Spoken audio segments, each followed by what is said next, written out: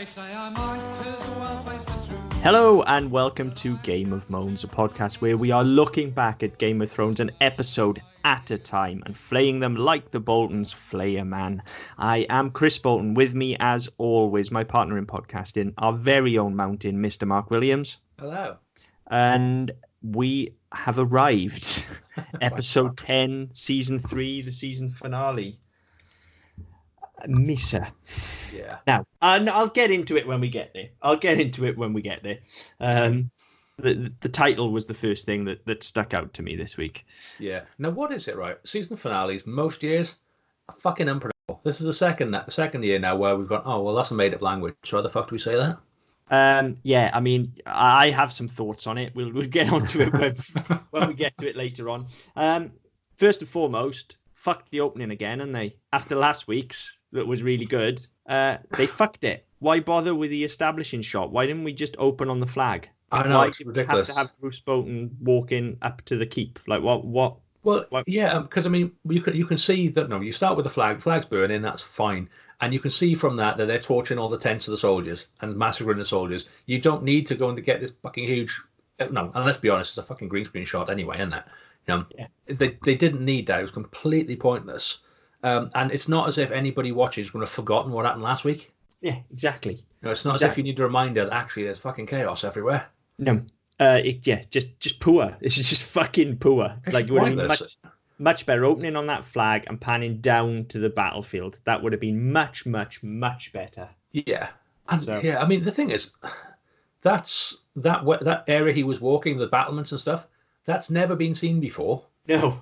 Never used again. So they've had to build that fucking set for one pointless shot. Of Roose Bolton looking out over a battlefield, and correct me if I'm wrong, but we don't see Roose again for the rest of the episode. So, No, he's in one more scene. oh, there you go. Then maybe one more scene. But Again, a really fucking talky, boring scene, which is, you know, high fantasy bullshit about lords and where they're from. oh yeah, that's right. He is too. So yeah, that's just bad opening. Then Arya watches them parade Rob's body with a wolf head on it. Yeah. And does absolutely nothing. Feckle, again. And this is part of it. Like, this is part of my thing about deaths meaning nothing in this show. The fact that Arya doesn't do anything, okay, is dismissive of Rob's death and is destructive to her character. She has already been shown to be angry and vengeful and actually pretty fucking handy with a sword and a bit of a ninja. So it makes no sense whatsoever, even with the insurmountable odds, that she would just sit there and watch. Well, yeah, because, I mean, at this point as well, I mean, not only have we seen those characters in her, she is still a child. Yeah. So children are impulsive and little bastards. So she would have, no, her thing would have been, right, okay, well, that's my brother there. I know it's my brother because they're calling him King of the North and that's his dog's head on the shoulders. So, you know, clearly that's my brother. So I'm going to fuck shit up. Yeah. I'm going to have, no, if nothing else, I'm going to have an epic tantrum and start fucking stabbing people. That's the thing. If nothing else, we needed to see her visibly, physically filled with rage. Well, this is it. We didn't get it with Ned because Yoren she turned didn't her see face away. She didn't see it. And she didn't see Rob die, but she is clearly seeing the aftermath of this because there's nobody shielding her from it. And this should infuriate her. This is her brother. They are mocking her entire family. She's carrying the baggage of Ned as well. Yeah. If nothing else, we should have got grief.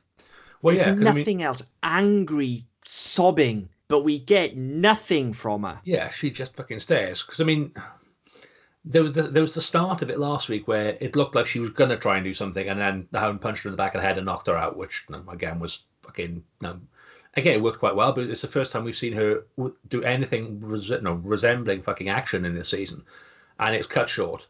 So then she comes to in this, very quickly in this scene, and yeah, she just fucking sits there, and yeah, you can argue she might be concussed and she might be confused, but she's not confused. She's just watching it and going, "Oh, right." And that we talked last week about Kat and her death, and the fact that she kind of gives up and her hope is gone. We don't even see Arya get to this stage. It's just like she's already beaten and broken without ever having actually gone through a journey.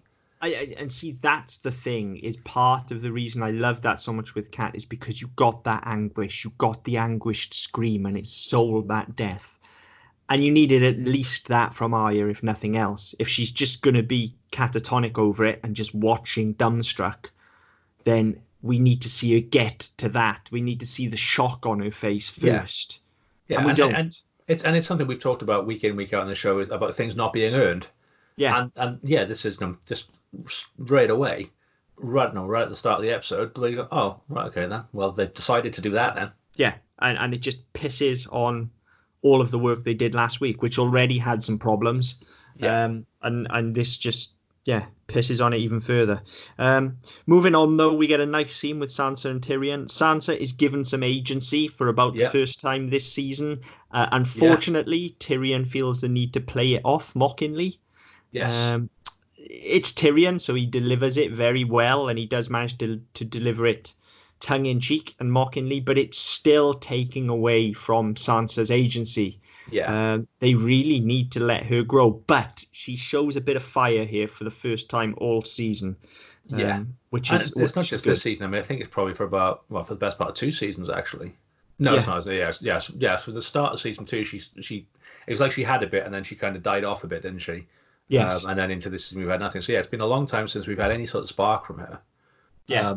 And in all fairness to Sophie Turner as well, the delivery is very good. And when they're walking and they're talking about his list and stuff like that, and then so she engages with it. So, well, what are you going to do to them? Again, there's just this little twinkle she gets where she's like, okay, well, this is something I can. He's a bit childish too. I'm young, and he's acting in a way I'd expect my sister to. But I can get on board with that. And she starts to for the first time this season, she actually starts to engage with somebody in a way that's positive. Yeah. And yeah, it's too little too late, and it's, as you say, it's stolen away from her because they feel the need to have her not get the last word. Yeah, and it happens all the time there, and it's a shame because as you say, Sophie Turner does very well actually with what she's given. Yeah. She's clearly already becoming a very good actress at this point. But they just constantly knock her down. It's a shame, but what is there is as good as she's been all season, and I enjoy it. The next scene, however, is just amazing. So much good stuff in the next scene. Just starting right with the opening with Joffrey bounding around everywhere, and yes, he's like a little fucking puppy, isn't he? Yeah, Tyrion's entry of, "Oh, killed a few puppies, have you?" Yeah, it's perfect, and I mean the scene is played out fantastically by everybody, and you get the whole thing where Joffrey is gloating and I'll do as I please because I'm the king, and again Tyrion stands up to him, and Joffrey looks to Tywin for affirmation, and it's just the immediate put down.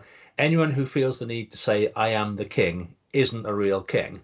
Yeah, and you can see it's just a shat material. They all dress him down. I mean, this is old ground. This has been done a few times this season, but this I don't think it's ever been done this well. But this is the most blatant, and it's not just Tywin tearing him off. Oh, it's a pylon. This is everybody. This is, look, you petulant little twat. Culminating in Tywin basically grounding him. Oh, he said, I mean, as Tyrion said, he sent him about that his supper. And it's quite funny because, I mean, we're at week 2.5 of fucking lockdown with the schools and shit. So I've been at home with a 6-year-old and a 5-year-old for the last 2 weeks.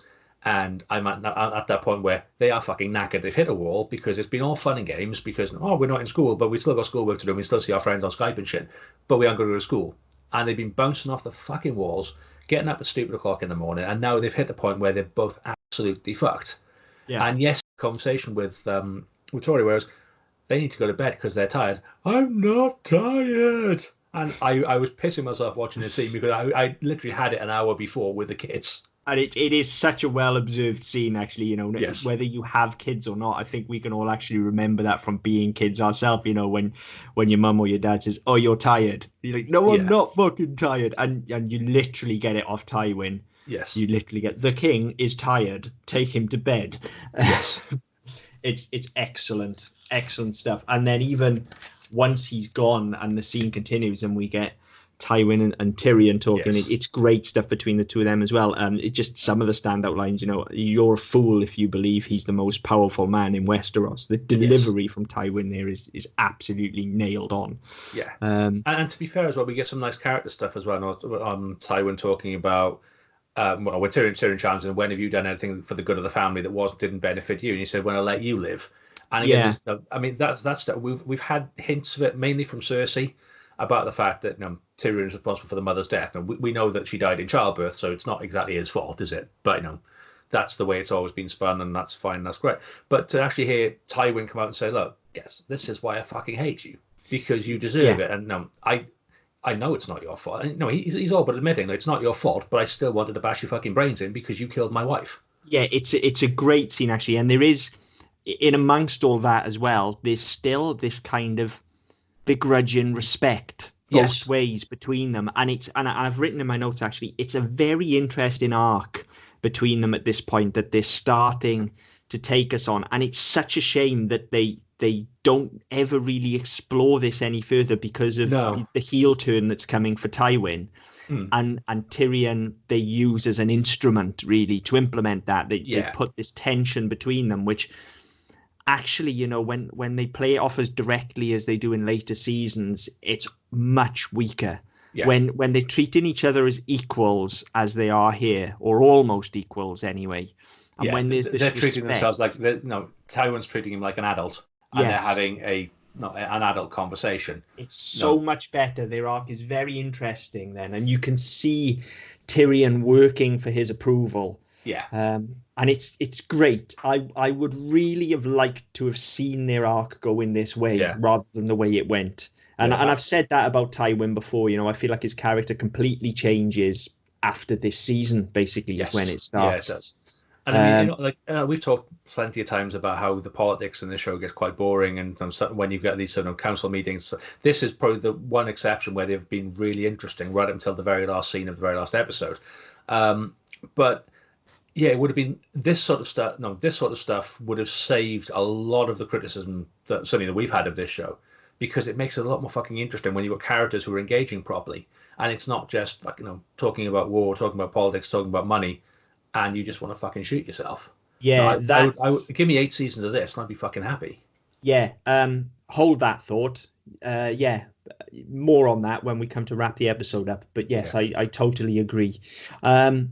And then, just when you think this scene can't get any better, we get the reveal of Sansa as well. No words needed. Sophie Turner's performance is just spot on here, and as always is Peter Dinklage, but just the look between them.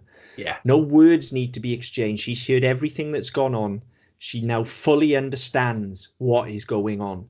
Yes. And it breaks her. She knew it anyway, but it's confirmation, and it breaks her, and it's great. What a fantastic scene that was, start to finish. Yeah, and the thing is as well, I mean, full well, given what we've seen in this season, full well that some fucker has gone down there expressly to tell her and to crow over the fact that her mother and her brother are dead. Yes. And any lifeline she had, any hope that she has is now fucking gone. Yeah. And somebody would have delighted in that to a point where I'm surprised we didn't see it. But we didn't need to. We didn't. I am too. We didn't need to see it, and I'm glad we didn't, because I said the what you get from Peter Dinklage and Sophie Turner is absolutely phenomenal. But the way this show generally goes, it's not show don't tell. It's so much as chuck everything at the screen and something will stick. Yeah. We didn't need to see that explanation. We already have all the information we need. We just needed to see how it affects her. And excellent. What a fantastic scene, start to finish. That little chunk with Tyrion, and Sansa, excellent. All the way through, from the initial scene with them through to the small council meeting, through to this, great stuff. And then quite a heavy scene, instantly played off. Then we relieve the tension with Hodor yelling into a well. I mean, how can you not love Hodor? No, it was brilliant. I did laugh at that. That was really good. And I've got to be honest, I mean, this whole scene, I would miss the scene with Roose and Walder Frey, or is that later on? I believe it's a bit later on. Okay. Yes, it is later on, because there's this scene. Yeah, sorry, it does. I know. So we get Hodor yelling into the well, and then which is beautiful, and his response to it as well when it comes back at him. It's genius. Like he's 4. I've never heard an echo before. It's beautiful. How can you not love Hodor, honestly? And then we move on to, well, basically presented for the approval of the Midnight Society. It's the tale of the Rat Cook.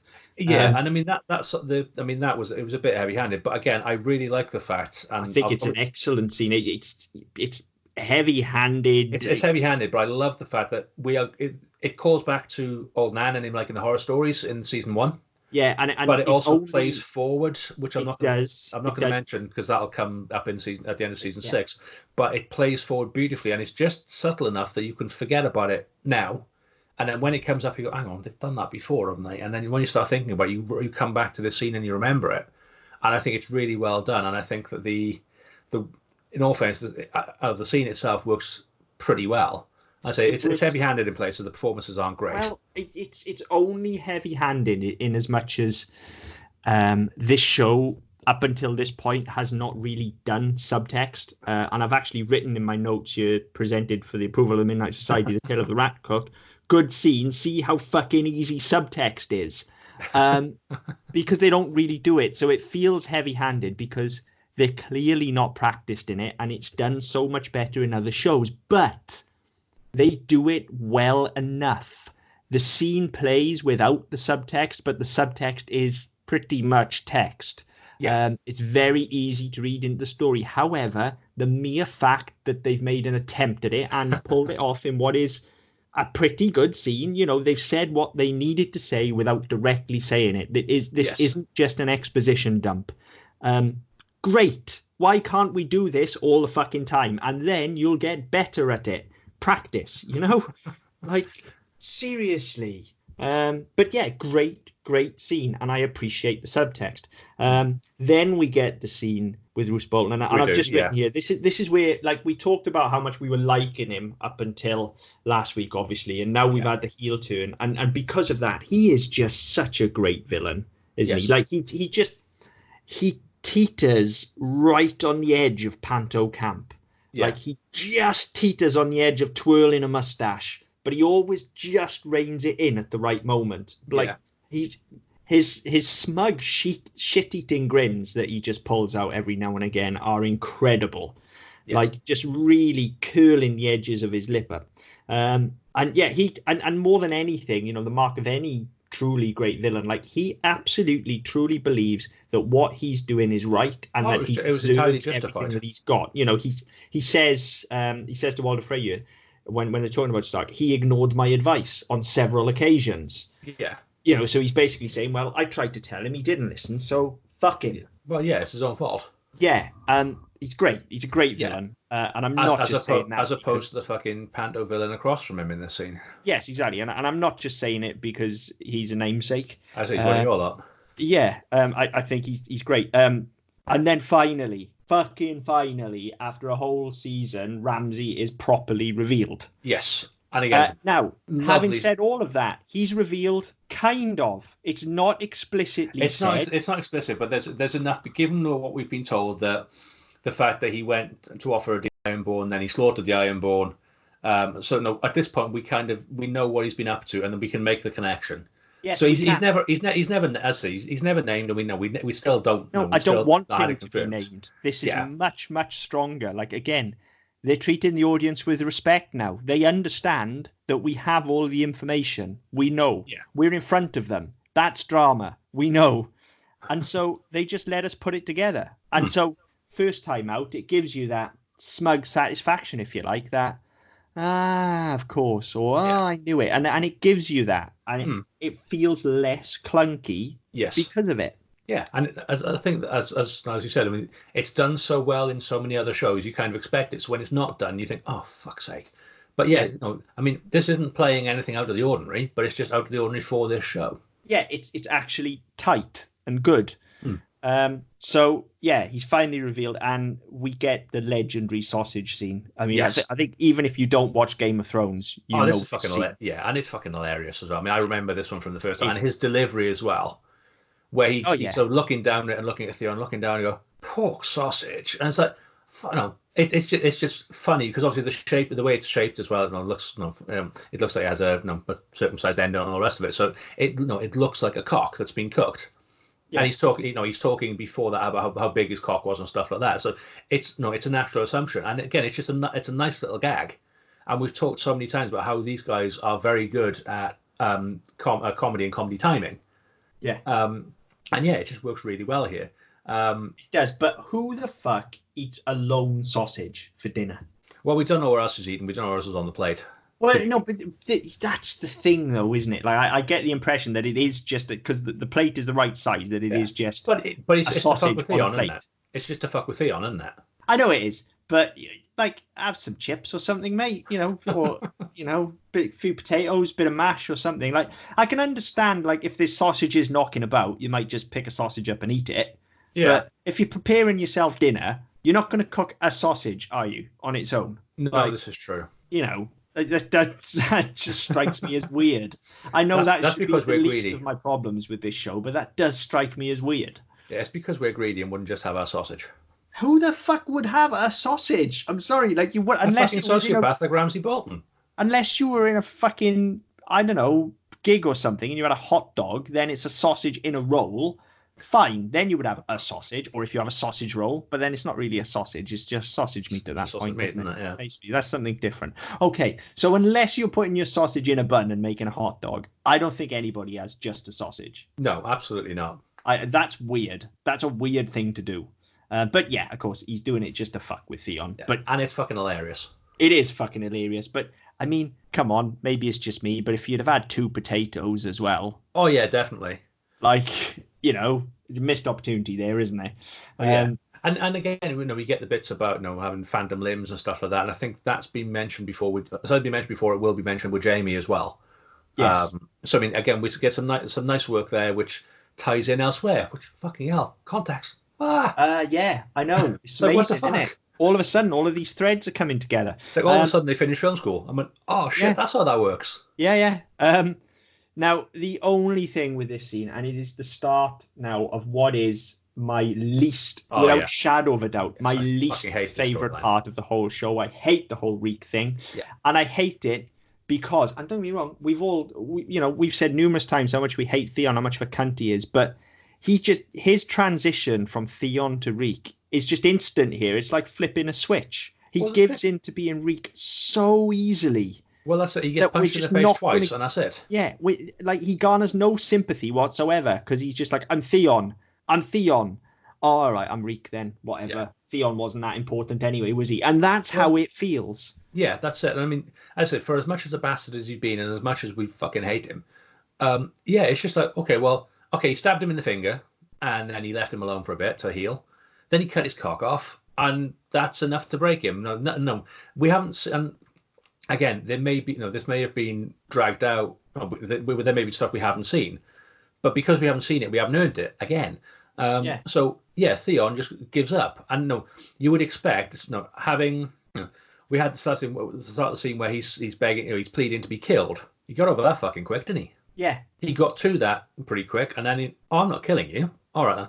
It's just inconsistent again, isn't it? And it's inconsistent with Theon's character to this point as well. Like, cockwomble that he is, he's been a stubborn little prick as well. Well, this is it. And even though he had his dick cut off, the testosterone wouldn't have faded that quickly. No. So I really don't buy this. This is the point where I absolutely switch off to Theon, and he will never recover from it. And to be fair, he started at a pretty low ebb for me anyway. Well, yeah, that's it. I mean, when we get later on, and obviously, we have the conclusion of his arc.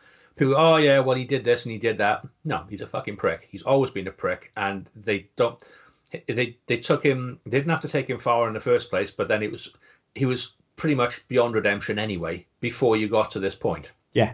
So there's just there's no saving him now. If he gets back to where he started, that's probably the best he's going to hope for. Yeah, definitely. So yeah, there's fucking Theon and Reek, and we'll talk about that in depth every time it comes up because it winds me the fuck up. Well, yeah, so, I think we get 2 seasons of it, don't we? Yep, and it winds me up every time. So get ready for that. Good drama again in the next scene with Sam piecing everything together. Yes, again, great. lovely scene as well where really well handled. We get the noise, we get that sort of horror element, and we've had the ghost story and shit like that. So that's all. It all works really well. And then, of course, when he comes through that, comes up the well, and you just get the fur and the hair and shit. Yeah. And again, he could be the fucking full-size rat because that was what we were talking about earlier. And again, it's beautifully done, and we're at a point now where, because we're not expecting stuff to be done particularly well, stuff they do okay, you kind of go, stuff that's passable, you go, oh, that's really good. because Yeah, your well, expectations are that low. same thing with the scene I've actually written here. You know, I love the drama of him putting everything together himself. It invites us in as an audience. Yeah. But it's not particularly well done. It feels like a real stretch with everybody keep going, oh, shh, you know, and shutting him up and stopping him putting it together. Yeah. Whenever names are about to be mentioned. So it feels like they stretched for it, but because it's so rare for this show to do it, I'm like, yeah, do you know what? We'll have that. I'm not gonna knock them for it. That's absolutely it, and that's a disappointing place to be. But I think that's kind of how we've gone throughout this. Well, it depends how you look at it. I mean, it's disappointing in as much as yes, we see it done better elsewhere, but I actually find it quite encouraging in that. So now they're picking it up. Now they're picking it up. So basic that it may be, yeah, they're starting to make progress as writers and as storytellers, and you know as directors and everything else. Yeah. The scene itself is pretty good as well. You know, I like the comedy of I'll do anything for you. Yeah. And they instantly hit him with take us north, and his face just drops. Yeah, but I won't do that. Yeah, I will do anything for you, but I won't do that. Yeah. Should be so. Yeah, it's a good scene. It's well played, and I like the fact that we're bringing characters together. That's always good.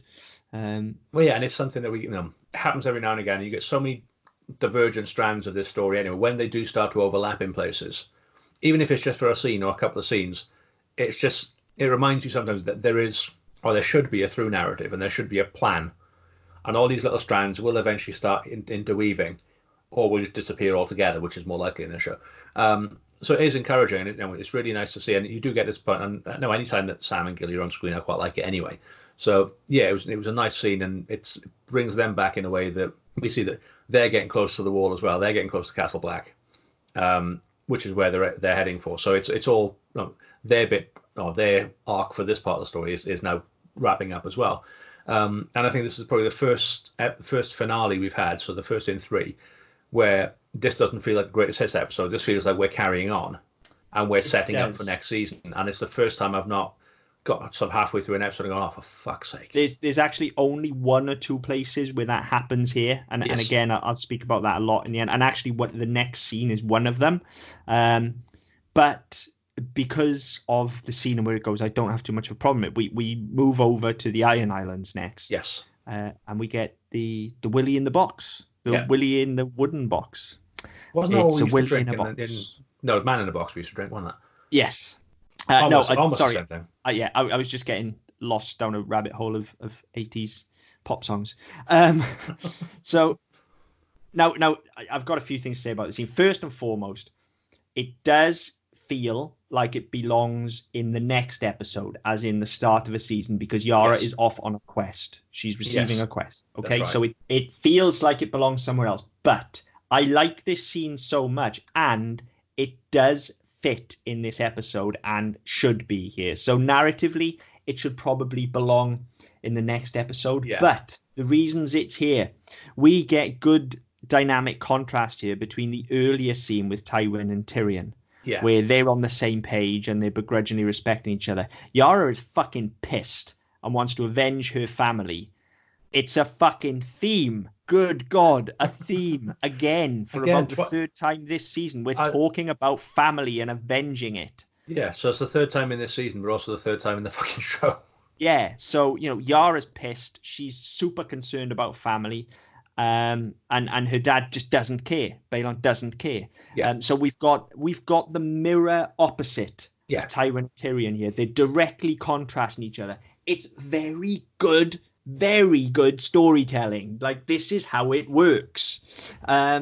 So that's why it's here, and I'll give it a pass for that, because it works so well with the scene earlier. And then it leads into Yara's tooling up scene, which is just the most excited I've been all fucking season. It's very short, but I love a good tooling up scene. I like Yara a great deal as a character, and I like her speech carrying over it. It's really well executed. They could have made more of it, if I'm honest. I'd have taken another couple of shots. But what is there is great, and it really got me pumped for her storyline next season and where she's going. Yeah. So very, very good stuff. It just feels like it's a season opener, not a closer, a finale. But Yeah. It's fine because of the stuff beforehand. I understand why it's here, and it doesn't annoy me that much. Yeah. We go back to Bran and Sam briefly, and we have a beautiful. I don't have much to say about the scene, but I do want to mention just the beautiful deep focus shot of the wolf in front of the moon as Bran is walking away. It kind of looks like it's another Matt to me, but much better. Yeah. So as I said, I appreciate a good Matt, and this one looks a lot better, and it's just this beautiful deep focus shot. It's very, very good, very stylish. In contrast to a shot that I'm going to call out in a little bit, but that's very good. Yeah, we get another great. There are some really, really good character scenes in this episode, and we get a great one next between the Onion Knight and Gendry, and some of the dialogue is great. Gendry, to start with, big words, no clothes, what's not to love, you know. It's great. What would you have done? I think is the actual line, isn't it? Big words, no clothes. What would you have done?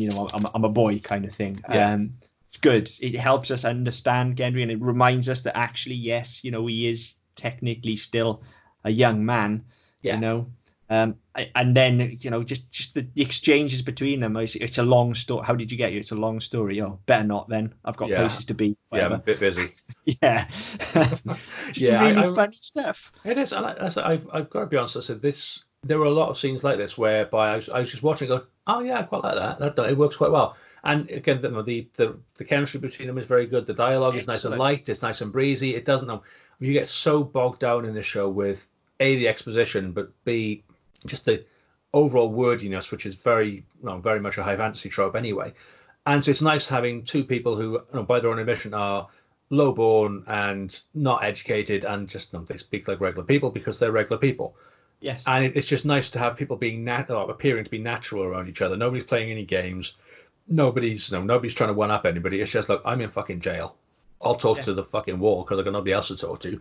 If I don't trust you because why would you be down here talking to me? And that was kind of has to prove himself, but at the same time, he's just like, well, fucking believe me or not, I don't really give a fuck. I'm trying to be a friend. Yeah, it's a really nice scene. It is, and I appreciate for all of that, and I also appreciate it for the fact that once again you've touched on it there. The majority of their discussion, in amongst all of the comedy and the light dialogue that they have, the majority of their discussion ties back to our theme again, as they discuss the difference between being a highborn and a lowborn and what that means to your family. Yeah. Which again has direct contrasts to the two scenes we've already had with family, where they are highborn. And so this is the flip side of the coin. This is what it means to them. So again, it plays into our narrative. Very, very clever stuff. The structure of this episode is, I think, the best the show has ever been. It's certainly the best we've had thus far. I think it's as we move through the seasons, maybe another one will come along and I'll go, actually, that's better. Certainly one doesn't stick out in my mind, but that's because unless it's really exceptional, this isn't the kind of thing that does stick out in your mind. No, there are generally too many negatives for a positive to stick out. Yeah, and it's the stuff that in good storytelling should just be natural. And so you don't notice it. It's almost it's a magician's trick, essentially. It's at its best when you don't notice it. Now we are noticing it here because it's so rare. Yeah, and it's so noticeable because it's so far from the norm. And I think that's the thing, is that it's that old adage that when you do things properly, when things work, nobody notices. They only notice when things go wrong. Yeah. And this is kind of the reverse, because we're so used to things not being right that when things are right, you go, fucking hell. Yeah. They really do stand out. And then to further it, the very next scene, we flip it again, and we get Varys and Shay again talking about what it means to be part of a highborn family. So we've just had the discussion about a lowborn family, and now we've had discussion about how Shay is never going to fit in a highborn family, and she needs to do the right thing by Tyrion and not bring shame on the Lannisters. It's great. Again, definite theme. And I fucking love Shay. I've said it every time she shows up, so she's great. They play the scene off great. Yeah, again, it's a very well handled scene, and there are lots of this episode seems to be a collection of two-handers. Yeah, but until we get to the very last scene, they're all done very well. Yes. Yeah, absolutely. Line of the episode for me then comes out of Tyrion in the next scene. It's not easy being drunk all the time. Everyone would do it if it were easy. Yeah. Absolute truth bomb. Like, I take Yep. my hat off to you, sir. You are absolutely correct. If I could be drunk all the time, I absolutely would. Absolutely. Yeah, total truth bomb. But you get the scene with him and Cersei, and of course it's excellent. They're never anything less. Yeah, but again, there's some very, Cersei's being honest for once. It very rarely happens, and when you do get it, you get some absolutely beautiful scenes. And just the dynamic between them as well. Her saying, "I won't be marrying Sir Lawrence," and then Tyrion saying, well, I seem to recall I wasn't going to marry Sansa or something like that. And just her stone cold delivery of, yes, but you're not me. Yeah. Just great stuff between them. Yeah. And again, her thing of, because we had the end of the exchange with Tywin where he says, no, you need to get Sansa pregnant because no political reasons. And we get, he immediately, when Cersei says, no, you need to give her a baby, he immediately is mistrustful. Oh, so you can tell father it's down to you that it happened. No, because it'll give her life purpose and validation. All the shit we've put her through, she will have something to show for it. And it's a very rare moment of compassion from Cersei. It is, and she goes to expand on it as well. Then when she ends the scene talking about her children, and moreover, it's good character work for her. Yeah. Obviously, Lena Headey is brilliant, but it also again relates to our theme as she talks about what family means to her, and family to her isn't actually Tyrion and Jaime and Tywin and everyone else. It's her children. That's the important thing for her. They are her family, her children and Jaime, and that's who she cares about. Yeah. It just ties into our theme again. And everything just has so much more weight because it's related. The drama plays off so much better because we're invited in to understand every character and we meet them on their terms. Yeah. They have a shared common theme, so you can see the nuance between them. You can see what makes Cersei Cersei as opposed to what might make Cersei Sansa, if that makes sense. Yeah. Excellent scene. Really, really good. Then we finally get our Arya payoff. Yes. Now, it's very good. It's very, very good. Her playing all lost and vulnerable is fantastic. But again, she's stealthy as fuck. She's right up behind her before they spot her. This is the thing. It's fantastic, but it's what we needed earlier. These are just grunts. They mean nothing, so the scene is hollow. At this point, she's just a fucking murderer. Yeah, well, that's it. These guys they're not in battle anymore. Wrong. Well, apparently they have. No, apparently one of them sewed the wolf's head on and stuff like that. But it's it's not in battle. It's not in conflict. It's not as part of something. It's just there are these guys talking. I don't like what they're saying, so I'm going to slit somebody's fucking throat. And that's what I'm saying. Yeah, one of them saying he might have sewn the wolf's head on or something. Well, maybe he did, maybe he didn't. We didn't see it. And even if he did, we don't know that he was there when Robb was killed. We don't know that he had an implicit part in it. So, but even if he did, then it's not a point where it's rational. It's not at the point where it's rational or legal now. It's not in conflict. No. So now you have just they haven't hunted them down. They've stumbled across four guys eating and getting pissed up in the woods, and she's decided she's going to stab somebody in the fucking neck. Yeah, and it's played off as if this is her vengeance or the start of her vengeance. Now, it just feels hollow. This isn't her taking vengeance for Robb, and it doesn't close that chapter out. If she had done this immediately and it had therefore set her on a quest, like she had done this and then made a bold statement that now she was going to fucking end the Lannisters or something like that, then it would mean something, and then every kill afterward would mean something. Yeah, even if even if we'd had some mention from her, not from Tyrion, of the fucking list in this episode. Yes, exactly. Something to remind us that actually that's there. So this just feels hollow. However, I do love the end of the scene where the Hound comes in, obviously, and says, "Where the hell did you get the knife?" And she just responds, "From you." Yeah. And again, his next line: "If next time you plan on doing something like that, can you tell me first?" Yeah. I was like, yeah, it's just it's that thing. And again, as a parent, I'm familiar with saying that because I don't know what the fuck little bastards are going to do half the time, and usually I'm there cleaning up their mess. So if you're going to do something like that, can you let me know first? Can you tell me so I've got a bit of a head start? Yeah, and I completely empathize with him. And again, having a smart ass kid saying, "Well, yeah, I got the knife from you. It's your fucking fault. It's your knife." Love the two of them together, yeah, and it's awesome. Her to say this, your knife. She delivers it perfectly. She's a little fucking ninja badass. It's great. And then again, we get the call back to last season where she picks up the coin and she says "Vala Magulis" or whatever the fucking line is. And again, it's just it's a nice little payoff. It works. Yeah, who'd have fucking known? Just a shame that the actual deaths are hollow. Yeah. Okay, let's get into this next bit then. I think it's pretty obvious what I'm going to say about this next scene. I love these two, and this is just how their story needs to end. Of course, it doesn't quite end here, but it feels like it does. This deserves to be it. They wrap. I don't know if it deserves to be the absolute end of this story, and it's not. But it deserves to be for now. This finishes the story that we've told with them over the course of the season, and it feels complete. For the first time in this show, it feels like we've told a complete narrative. Yes. Fucking hell, they can do this. Well, and of course it's going to move on, and of course she's going to come back. Yeah, but everybody comes back. Yeah, but she will come back as a different character. She will have been through a process. She will have grown, as will have John, and they will have baggage when they meet next. Yeah. Because they've been through something together. Yeah, and this is the end of that journey, and it's great.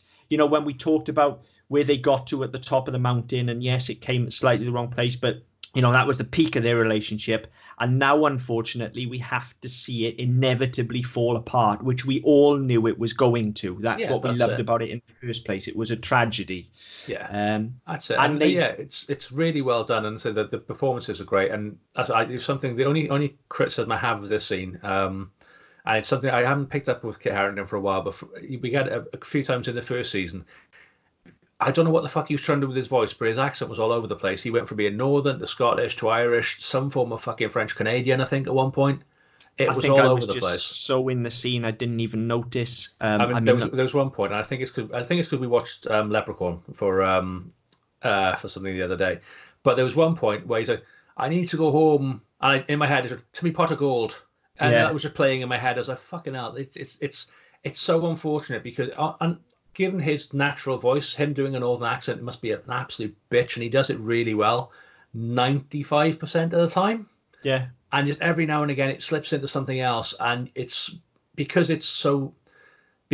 he's normally so consistent, it's very noticeable.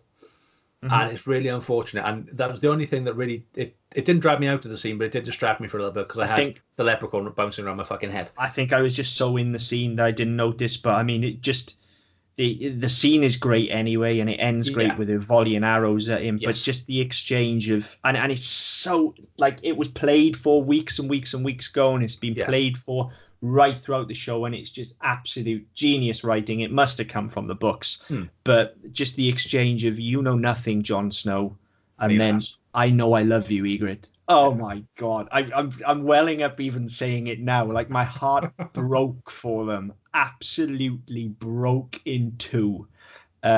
Wonderful stuff. Yeah. So well delivered, so well played, and so well played for over the course of the show. With that being her catchphrase, just for him to smash it back at that moment, my heart fucking shattered. Like absolute, just amazing stuff.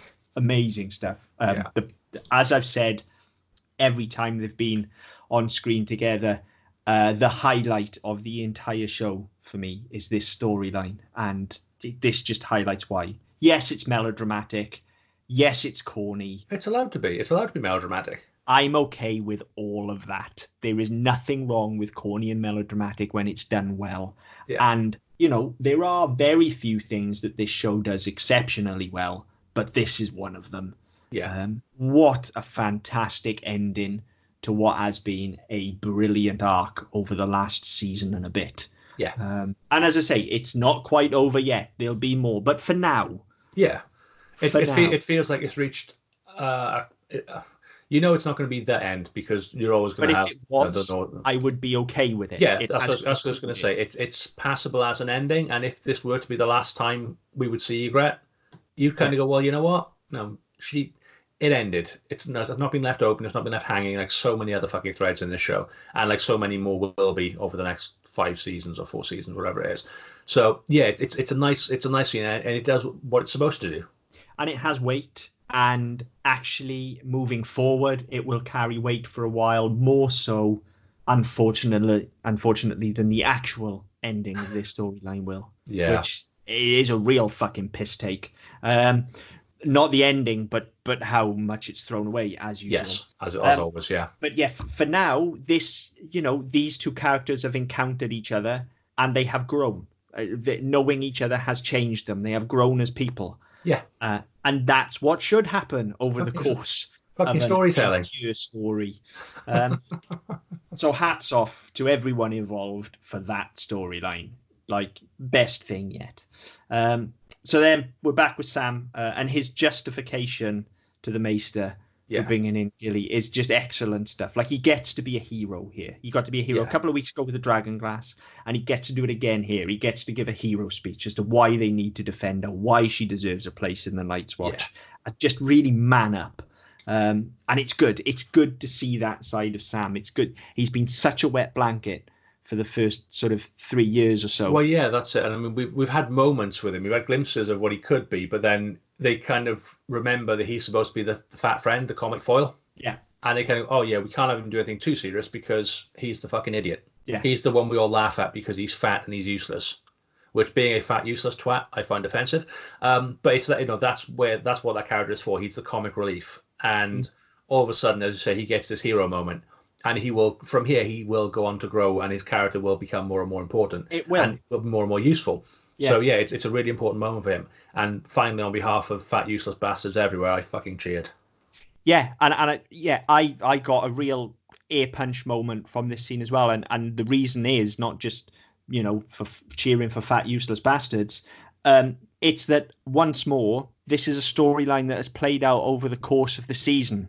Yeah. Sam getting to know Gilly and protecting her, and he's kind of taken it as his charge to protect her and shepherd her to safety. And now he gets to do it and accomplish that. And of course, this story will be ongoing. But again, for the purpose of this season, if you were to leave it here, Sam has accomplished what he set out to do. Yeah, he got them back to Castle Black, where he can protect them. She's relatively safe, we think. Yeah, for now. So, another end to another chapter of a story. We're actually wrapping things up and putting bows on them. Can I just ask, have we watched the right fucking show this week? I know, right?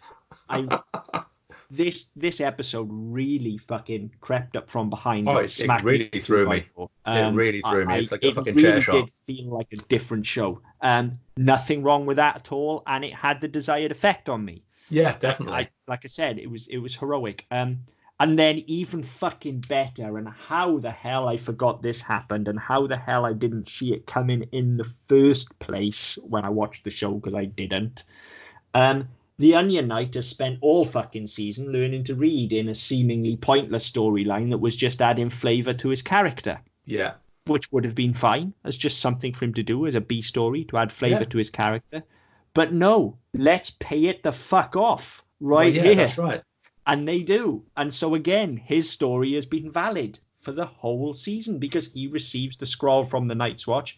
And this scene, again, just like with the execution of the Red Wedding and how well that scene was shot, this is also paced and shot perfectly. It starts nice and light with a scene between him and the little girl, and they're joking around, and he's reading letters. And we've just seen that the Night's Watch scrolls are being sent, and we've seen it on the desk. We know it's there, and it's hanging over the scene like it's Chekhov's gun. We know it's there. We know he has to open it. Yeah. But then when he does, it's done so casually and then allowed to sink in. Yeah. Just excellent. An excellent scene, an excellent storytelling to pay it off right here and now when it feels like his character's about to get shafted. Yeah. Actually, no, he's got a magic bullet now, and he's worked for it all season. Yeah. Great. And like I say, nice build from this just really sweet humour to seeing that scroll, and then the bells start tolling. Just really good stuff. Really good. So I like that. We get some more subtext when we start getting conversations about Aegon. He had a smaller fleet, three dragons is what they say. He had a smaller fleet, and then they respond with, yes, but he had 3 dragons. Again, subtext that's text, but it's there. It's there if you want it. Like, the comparison can be drawn to Dany, and again, can be drawn right here and right now. 3 seasons in. Like, she is a Targaryen. Let's not forget that. She is a crazy motherfucking Targaryen with dragons. Yeah. And then we will get to, when we get to her scene at the end of the episode as well, there's a line in there which kind of, again, sums it up. She knows what she is. Yes. Yeah, absolutely. And I call that out when it comes as well. Now, I said about a shot that I would call reference to later on when I said about the beautiful deep focus with the wolf. Yeah. And then in comparison, we get this fucking horrendous shot of Stannis with the Red Lady on the left side of him and the Onion Knight on the right side of him. And it's almost like they're trying to convey, well, it's not almost, they are blatantly trying to convey a devil and an angel on his shoulder. They are. Yeah. Come on, guys. Like, you've done so much good work this episode. Let's not throw it away with first year film school again now. Let's not go backwards. Yeah. I appreciate the attempt at mise-en-scène, at least. I appreciate that we're going to put all of this in the frame and let the viewer read into it what they want. Okay, guys, we get it. We've all been to fucking film school. Like, well, not all of us have, but, you know, everybody's seen enough films. We get it. Like... really, like, you did it. You accomplished it in the scene. The scene was good. The scene between the 3 of them was as good as a scene between the 3 of them can possibly be. Yeah. Why'd you have to go and fuck it all up? Because it's the Wonder Twins. Yeah. Fucking wank. Absolute wank. We get Gendry's escape, which we build to nicely, and it's building his story, and I like all of that. It just fucking annoys me that I know it's going nowhere. But it's great. Again, the scene is great, and they're very funny. Again, they have a very good relationship, these two. You know, he says, have you ever been in a boat before? No. Do you know how to row a boat? No. Do you know how to swim? No. Don't stay in the boat. And even before that, like, you get the way he opens the cell door. He's like, is this a trick? Yes, but not on you. And our automatic thought is going to be, well, he's springing him. And we've seen somebody get sprung before and get betrayed. So in the back of our mind, we're thinking, right, what the fuck has gone on here? Even though we know it's Davos and Davos is an honourable character and all the rest of it, in the back of your mind, you've always got, right, what's he up to? There's got to be an ulterior motive for this. And it turns out he's just fucking over the Red Woman, which is fine. But yeah, it's one of those, you even though you've seen him and you've spent the last 2 seasons with him now, you still don't fucking trust him. Because you don't trust anybody in this show. That's how this show has gone. So I liked it, and I say then you get into the exchange between them where he sits in the boat the wrong way and all this sort of stuff, and he said, "No, don't drink seawater" and all the rest of it. And yeah, it's just a really nicely handled scene. It's really funny. Again, it's nice and light. It's nice and the pacing is good, and yeah, it's just it's one of those where unfortunately there's not enough of it. There's not, but it's good. It gives us everything we need, and. Again, rounding out story arcs, Davos, for the last 2 seasons, has had this constant tug of war with the Red Lady. Yeah. That's now ended in the last scene. They've had to find a common ground because his story has led him to discover that they've got a common goal. So that's good. Yeah. He's achieved that. And what we're now allowed is his particular set of skills, obviously, besides now being able to read, is that he's a smuggler. Yeah. And way back when, at the start of season 2, I believe it was, we have this scene almost identical where he's smuggling the Red Lady out and into Renly's camp. Yes. And now we go through his entire journey and we get to round it off with him doing the right honourable thing to get back at her, which is smuggling her charge out to get back at her. So he's grown as a character. He's broken away from this hold that Stannis and the Red Lady seem to have. He's out on his own. He knows what he needs to accomplish. And again, just like Sam, he's heroing up. And we get to go, yes, go on, get him out there. He's done everything that he can do to be a hero. Good stuff. Another story taking a giant stride forward, closing one chapter and opening another one. This is what season finale should do. Yeah. We get the scene with Jaime and Cersei, which is relatively brief but beautifully done. His soft focus entrance behind her, not saying a word, just walking in looking sorry for himself with his tiny little flid hand. Or not hand, as it were. His little Jeremy Beadle. I'm sorry, that was probably a bit too far, wasn't it? I did that a couple of weeks ago, didn't I? You probably did. My fault. You did. You probably put the thought in my head. Just beautifully done. Yeah. Beautifully done. And again, nothing rounds off a chapter. Nothing really needs to be said between them. Their looks and their performance play it all off, and it rounds off a chapter for Jamie. He's home. And you get it as well. Where it's two scenes in one, isn't it? They come through the gates of King's Landing, him, Clyburn, and Brienne. Mm-hmm. Again, Joe Trader doesn't realise who he is, and that's a nice moment as well. Yeah, that's a very nice moment. This should be his big triumphant homecoming. Yeah. He's home after all he's been through. He's home. And some fucking street trader doesn't know who he is and tells him to fuck off out of the way because he's working. Yeah. And that was lovely. There's a look between him and Brienne where she's not feeling sorry for him at this point, but she kind of knows what that's going to do to him. Yeah. She knows how he's going to feel about that, and then that's it. And they go their separate ways. And as I say, he goes then up to Cersei, and we have that scene, and then when he finally calls her name and they have their reunion. So it's lovely. And it rounds out this whole thing that he's been on from, I think it was in season 1, wasn't it, when he got captured? Yes. So we've had that, and we've had this whole thing whereby he was captured, he's been in the camp, he's escaped, they've got him back, they've taken him out rather than him escaping, he's been mutilated, he's been on this this metaphorical journey whereby all of a sudden he can't be the person, he can't be the Kingslayer now because he's renowned as a swordsman, all this sort of crap. We've had all of this with him, and now all of a sudden we're at a natural point where that chapter closes and they can start again. And we talked last week about how George R. R. Martin had in mind 3 trilogies when he wrote, when he sort of started the books, and the first 3 books were going to be the part 1 of the trilogy. So 3 threes, and this does feel like things are being rounded out for the end of that.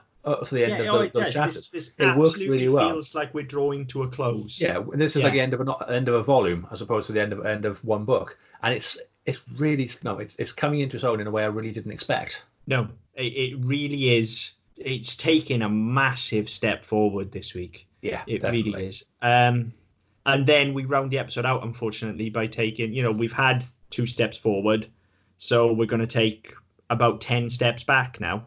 Well, yeah.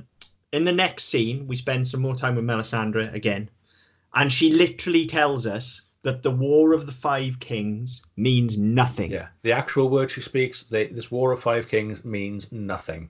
So what the fuck have we done for the last 3 seasons then? Yep, I totally agree with her, and we have said it for the last 3 seasons. The real war is north of the Wall. That's the one we're all interested in. Yeah, that's the fucking story. If the War of the 5 Kings means nothing, why the fuck have we spent so much time on it? But why the fuck are we still going to spend time on it next season? And why the fuck don't we see more White Walkers? Well, yeah. At least they've been talked about this week. Yeah. So, we get told the War of the 5 Kings means nothing. Okay, fucking great.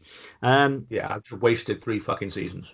Yeah, and I'll have more to say about that in a short time as well. But then, inevitably, of course, we have to go and spend some time with fucking Dany.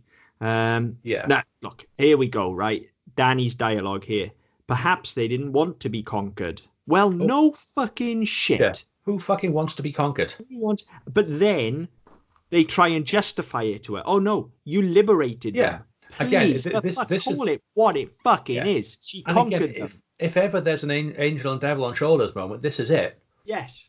Call it what it is. I don't have a problem with Dany's character. I actually like her quite a lot. I just hate the fact that they try and make her out to be this fucking holier than thou Messiah figure that's going around uniting the slaves. Like, no, she is a fucking warlord. Yeah. That's what she fucking is. And even her speech to them as it is, even that alludes to it when Missandei says, "No, your freedom. No, you don't owe me your freedom. Your freedom is yours." Yeah. The undertone being, but I fucking gave it to you. I'm the reason you have it. Yeah. And then, of course, they all start chanting, "Mhysa, Mhysa, Mhysa, which is where we get our title, and it sounds like a herd of fucking Jar Jar Binks.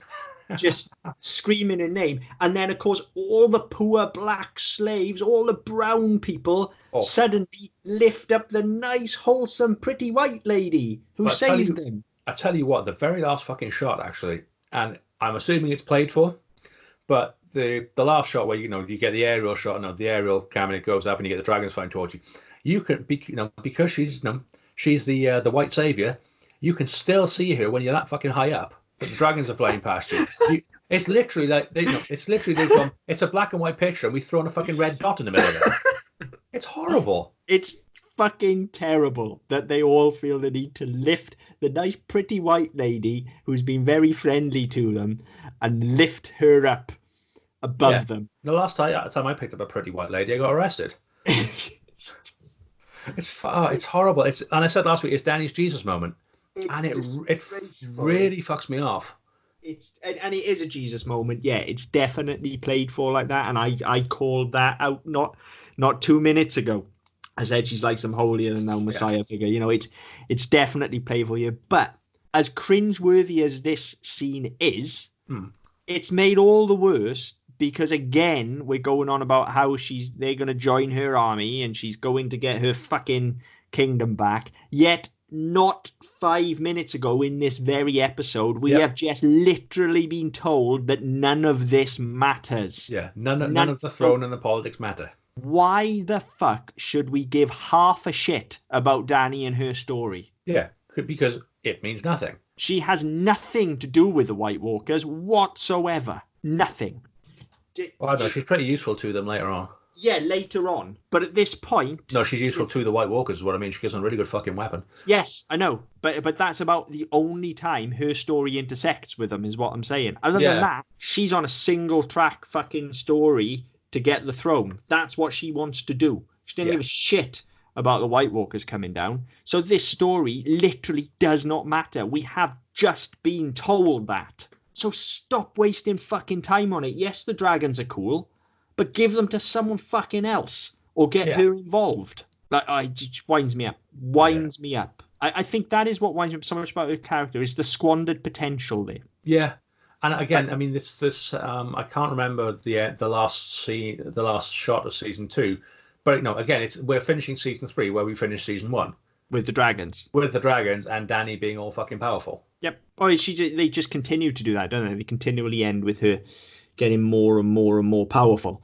And I understand the thinking behind that, but it's just not fucking important, is it? No, it's not. Absolutely not. And it's really, really fucking annoying, actually. And yeah, like I said, few steps forward, multiple steps back. But all in all, what a fucking episode. Well, this is aside, opening and closing aside, what a fucking episode that was. The theme that they play with of family and highborns and lowborns basically sums up the last 3 seasons of the show and wraps everything up and puts a bow on it. And they do that with just about every character's story, save for 1 or 2 missteps by setting, Yara off on a new mission. But even that plays into the wider theme of the episode. Yeah. So I'm fine with it. This is without a doubt the most accomplished finale that they've had. Oh, definitely. I mean, this is the first finale we've had. So this is the third we've had now. This is the first time I've not wanted to gouge my eyes out about halfway through the episode, because I actually wanted to carry on with this. I was like, oh, right, okay, well, where's season 4? Well, I've got that. I can go put that in. I was fucking pumped for this right up until we saw Dany. Yeah, at which point I remembered what was coming. But even that, left me on there's something coming. Yeah, but the rest of the stuff was so good. I mean, in fact, bearing in mind how hard we've been on this season for the first, it's only really in the last month, last 3 or 4 episodes last 3 weeks where they've turned the corner. Yeah. The first kind of 6, 7 episodes were a slog. And we constantly said they were slog, but some few highs in the middle with Jon and Ygritte and stuff, but they were a slog.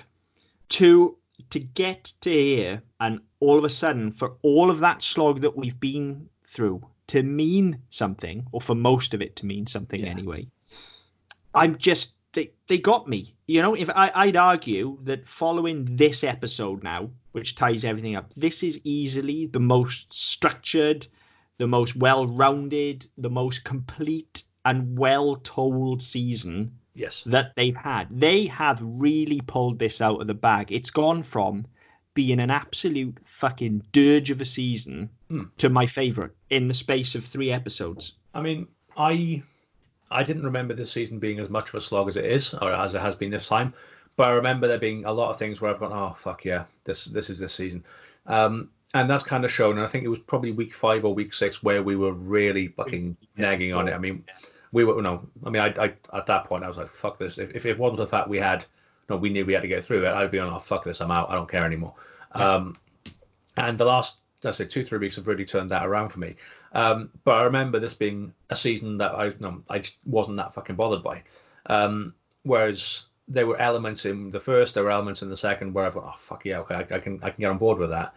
And going forward, I think because we've wrapped up a lot of stuff now, and we can start new things. Next season, I don't remember whether it's good, bad, or indifferent, but it's shiny and new at the moment because I can't remember what the fuck happens in it apart from key moments. One thing that happens next season. I can remember key moments, but I can't remember the fucking ins and outs of the ins and outs of every episode. So I mean, I'm looking forward to that now. And these last 2 episodes have really done that for me because all of a sudden I've enjoyed this show again, and that we've always said that yes, we're harsh, but we've come at this from a place of love. We're fans of the show. We wanted to do this. Now we watched the show, and as far as we were concerned, it sort of unraveled as it went along. So to go back and to pick at it from day one, and we have found threads that are going to carry through that are going to fuck us off. But by and large, we are still fans of the show. By the middle of this season, I was thinking, why the fuck did I ever carry on with this? Yeah, me too. Yeah. And now I'm thinking, okay, well, I want to go into season 4 now. I want to see where this is going, because we've had 2 very good episodes, but this episode feels like a season ender, with the exception of 1 or 2 scenes. It feels like they've done everything they need to do to wrap things up, and people have got to a point they deserve to be at. And that's not something I thought we were going to see 4 weeks ago. No, nor did I. It is miraculous to me how they have pulled it out of the bag. Oh, they've turned it around incredibly. Pulled it out of the bag so spectacularly, and credit where it's due. We rag on them a lot, and we're pretty nasty sometimes as well towards the Wonder Twins. But credit where it's fucking due. Like, they pulled this out of the bag. Hats off to them, because yeah, this season was on a fucking hide into nowhere a month ago. Yeah. And all of a sudden, like, yeah, legitimately, it's not the season that's got these standout moments, like Blackwater was in season 2. Yeah, it's got the Red Wedding. It's got the Red Wedding, yeah, I guess. But, in terms of just how complete a story it is, and that's always what I'm after. Like, if I was to pick one season off the shelf out of the 3 that we've watched so far now and rewatch it again, as much as I hated those opening episodes, it would be this one, because I know that it's going to wrap up properly and it's all worth it in the end, to the point where I'm now even thinking about what were we ragging on, 9 weeks ago that has actually come to pass now. Yeah. So more fool us. We should have shut our stupid fat mouths. But this is the internet. Nobody shuts a fat stupid mouth on the internet. That's what it's for. No. So fair play. Like, round of applause to everyone involved. Like, absolutely pulled it out of the bag. I ended up enjoying this episode immensely, which has meant that I feel a lot more satisfied with this season. And I'm looking forward to starting a new season afresh with new storylines, some new characters, and some of the more annoying stuff in the show begins from here on out as well. Yeah. So we won't go into that now. We'll save that for next season. That's for another time. Let's see where it takes us. Yeah. So I think that pretty much sums up the episode and the season. Really, I mean, I'm happier now than I have been all year, all season. So I mean, that's a good sign. This may be the cabin fever though, because I've been fucking stuck inside for 3 weeks. But yeah, I mean, I'm at a point now where I'm excited about moving forward, which I didn't think I would be. As always, we'd love to hear anyone's thoughts on that. If you think we've got it wrong, if you think it's always been amazing, if you think that this episode was a pile of wank, let us know. Get in touch. The usual channels on Twitter at ddpodcastnet. You can get in touch via our website, ddpodcast.net, on Facebook with the Double Down Podcast Network. But yeah, get in touch. Tell us what you think. And if you're excited for season 4 as well. We're going to take a quick break. We'll be a couple of weeks off just to recharge our batteries, get over the coronavirus, and see where we end up. But we'll be back end of April, beginning of May with season 4. But until next time. Game over.